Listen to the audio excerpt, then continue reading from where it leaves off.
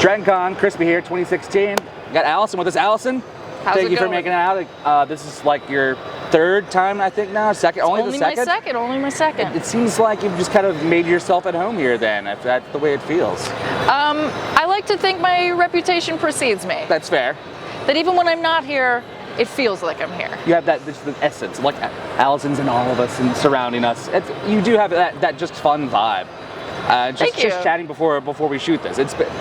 Your energy's awesome. You're really positive. And this is early in the day too, so I don't know if you're hyper caffeinated or what, but caffeinated, meditated, abbreviated. It's like a biography title there. That's it. That's it. The Allison Scagliotti story. That's fantastic. So conventions. That's why we're here. You're here to hang out and do things. What's the stuff that you like to do here? Look at all the. I like to lord over people. I like to sit high up and look down upon everyone. No, Dude, we have the job for you right now. So. You prepared that? No, this honestly, it's such an honor to keep coming back.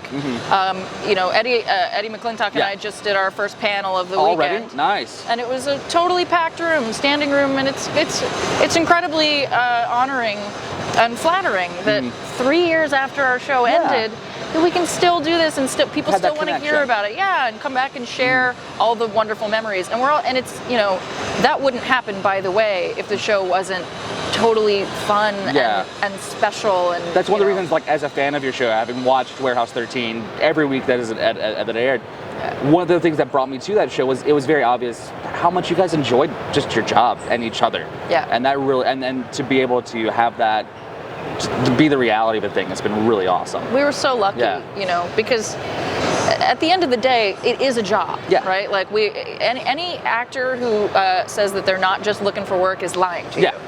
We've all got bills to pay. Yeah, exactly. Totally. You know, but that's what made Warehouse special. Is that it was more than just a job. Is that we just loved each other.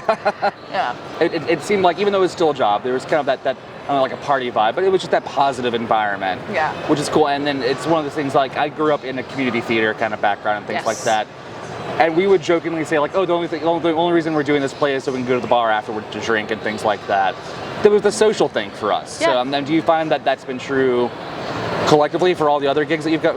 You're doing like Vampire right now and things like that. I'm working on Vampire Diaries right now. Before that, I did an episode of this new MTV show called Mary and Jane that's premiering on Monday. All right. That I can't wait for. Yeah, this Monday the show will start, and I'll be watching. All right. It's going to be hilarious. What time is that? Do you know? God, I don't know. Probably like evening time on Monday. It'll be a primetime Monday night thing on MTV. That'll be awesome. I'm just in one episode, but it was a ton of fun. You know, fresh off the boat for sure. You know, I love the theater too, and it's because of that camaraderie, right? But I think the thing that makes coming back to these so fulfilling and inspiring and special is when, you know, we had a woman in the panel just now raise her hand and say that she watched the show with her whole family. And then after watching an episode of Warehouse 13, her kids suddenly became really interested in history or in artifacts science. And kind of things like totally. that. Or, you know, if there was a fact or there was an era that, you know, sparked interest in them and got them engaged and got them, you know, excited to learn about something they didn't know about. And that's something I've really considered watching the show, being the geek that I am. I already associate with, like, oh, I know what these things are, but to bring people into that history and that I never even factored that before. And so and it's so you know, the fact that it brought families together and it got kids engaged in something that wasn't social media or just being famous is everything to me. You know, there's an actual honest connection there. Yeah, completely.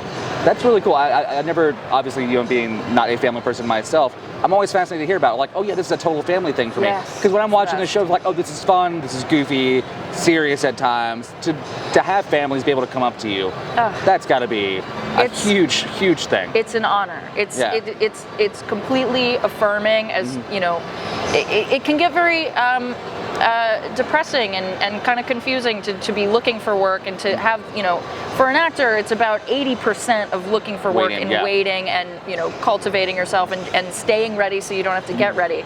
And it can get really, little disheartening at times. Disheartening is exactly the word. And then the other 20% is when you get just to work. Yeah. You know, and that 20% makes it worth it, but what sustains you through that other 80% is when people say, hey, what you did really matters to me, and it really, you know, it changed me or it helped me, and it's so special. I mean, look, I've been in Atlanta for 7 weeks now. Right.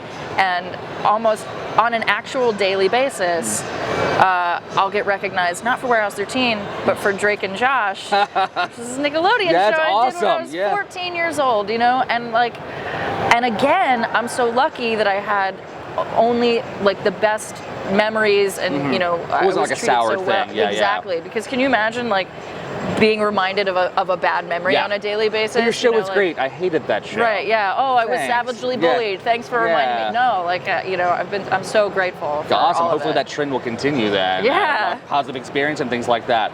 So you obviously grew up in a lot of fandoms, genres, sci-fi, and things like that. Yeah. What's your geeky thing? What's your go-to thing? That changes on a regular basis. That's the best answer. What is it right now? Let me precede my answer to that by saying that I think that everyone who cares about a thing can qualify as a nerd or a geek. Totally, yes. Like, to me, there's no difference between this and like last year I went to see Melissa Etheridge in concert, and Blondie opened for her, and I saw men and women walking up to the venue in like homemade Melissa and Blondie t-shirts and like signs. What is the difference between? There's no difference to me. Exactly. A fan is a fan, regardless of the direction they're taking. Exactly. A fan is a fan. That's it. So if you have passion for something, call it a nerd, call it a super fan, call it super passionate. I don't care. Right. It just matters. Appreciate it. Yeah, exactly. And you love it. That something matters to you, and that's unifying, and that bridges the gap between like political differences and religion and social beliefs. Who cares? You know, like we're all here because we love a thing. So at the moment, I am all about. And this is a really specific thing to be nerdy about. I spent my summer studying Tom Waits. I absolutely love Tom Waits. Okay. Mule Variations is probably one of my favorite. My favorite right now is Blue Valentine. That's excellent. And Swordfish Trombones / Rain Dogs. All right. That whole era.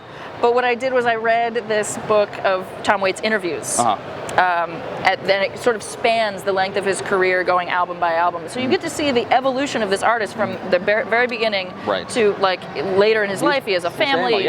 10 albums out. When we first saw Tom Waits, it's not really the life we imagined him to have. Right? I think that it's been a really cool journey for him. Yeah. That's really awesome. It's one of the things that like people know Tom Waits.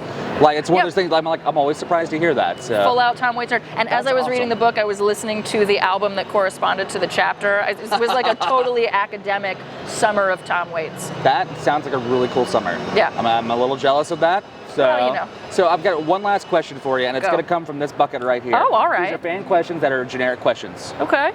Really not specific questions at all. So reach on in, grab a question.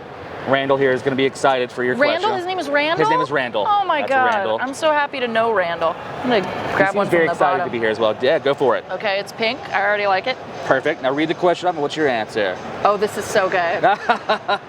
What class would you teach at Greendale Community College? Oh, nice. Obviously, the study of Tom Waits. That would be the best course for Greendale, I think. Like one of the here's your one semester. It's like a humanities elective. Yeah. That could be fun. Like, how would you fit in with the crew in the Greendale 7 at that point? Like, oh man, I mean, so I worked with Yvette. I think I would immediately just gravitate toward her. Nice. She's my favorite. She seems just delightful, by the way. I also have a big crush on Donald Glover. Have since Have you run into him since you've been in town yet? Never met him. We'll make that happen somehow. Oh my God. Yeah, I think, look, I went to a community college for a couple years before I transferred out, and it was called Glendale Community College. And so when Community came on, I watched it pretty religiously because I felt so close to it. A little close to home on that. Yeah, totally. I was like, oh, all the tomfoolery and ridiculous wasted time that happens at community college, I identify. Well, that's awesome. Well, hopefully you'll have lots of fun shenanigans while you're still here this weekend. So. Well, the weekend is young. Indeed. So thank you so much for making it out. Thank you. It's been a pleasure. It was a pleasure. And thank you, Dragon Con. Lot, stock, and bagels. Let's do this. Ooh, that sounds tasty. Bagels?